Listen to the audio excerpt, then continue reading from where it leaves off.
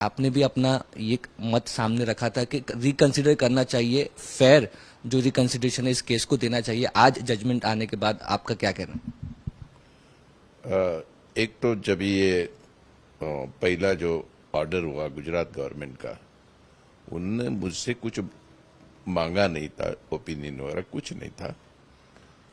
अभी जो जजमेंट आया है वो judgement is very encouraging and will infuse confidence amongst the people of India. इसलिए कि लोगों के ऐसे दिल में कई बातें आती है कि सब कुछ इस दुनिया में सब कुछ मैनेज किया जाता है ऐसे, लेकिन इससे लोगों को ऐसे विश्वास आएगा कि नहीं, ऐसा कुछ नहीं है, ये मेरिट्स पे सब होता है। क्योंकि मैं मेरिट्स इसलिए बोलता हूं कि वो जजमेंट में सभी कुछ जो उनके लिए कहने का जो उनके कारण है उसके ऊपर उन्होंने बहस की है।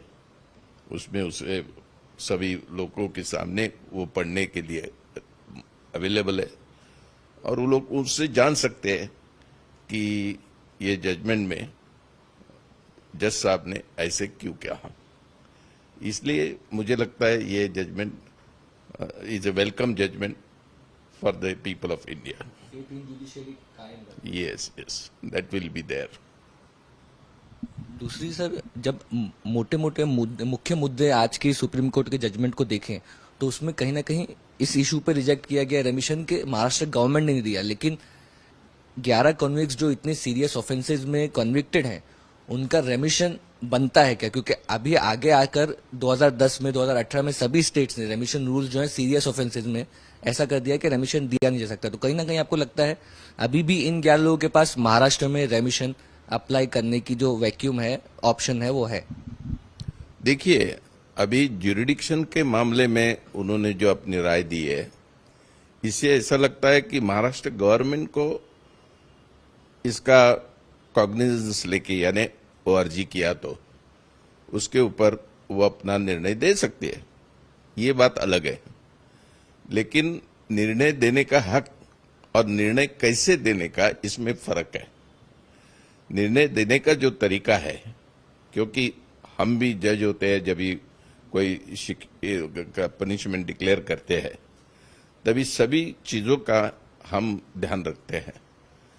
उस ये जो घटना हुई वो कैसी हुई, उसमें सफरिंग कितने हुए, किस लोग को किनको हुए, और एक्यूज का भी कंडीशन क्या था, वो उनसे स्थिति में उन्होंने ये गुनाह किया, ये सब चीजें ध्यान में रखे उसके हम उनको शिक्षा देते हैं। हमारे सामने ये भी जिक्र हुआ था कि उनको डेथ पनिशमेंट दो, कैपिटल पनिशमेंट, लेकिन मैंने वो दिया नहीं, क्योंकि उसमें मैंने रीजंस दिए कि ये जो होता है वो कराने वाले अलग होते हैं और ये जो करते हैं उनको इतनी अक्ल नहीं होती, वो खाली बह जाते हैं इसमें और they commit some crime like this.